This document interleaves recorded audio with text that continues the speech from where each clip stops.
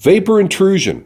Vapor intrusion is critical to understand, and it is such a huge problem that ASTM, the society that developed our Phase 1 and Phase 2 site assessments, to name just a couple of their accomplishments, has developed ASTM 2600 that just deals with vapor intrusion. Vapor intrusion comes from contaminated soil, groundwater, or air, and it goes into structures, and it can potentially create significant liabilities such as sick building syndrome and have a material impact on a property's value.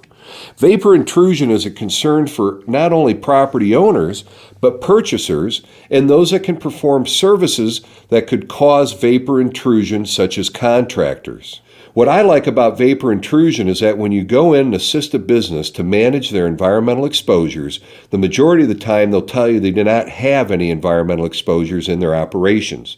With vapor intrusion, instead of having to lecture them on how every business is impacted by environmental exposures, you can simply agree with the business and say, for sake of discussion, let's say you do not have any environmental exposures. But who are your neighbors? And what if your neighbor can cause an environmental liability to migrate onto your property via vapor intrusion or stormwater runoff? And what if they do not have the financial wherewithal to clean it up? Now you are the owner of a piece of contaminated property. Remember, we're talking about neighbors within a 2-mile radius as a minimum. And also keep in mind that in the United States we have over 400,000 known leaking underground storage tanks that are causing vapor intrusion, and I could go on and on.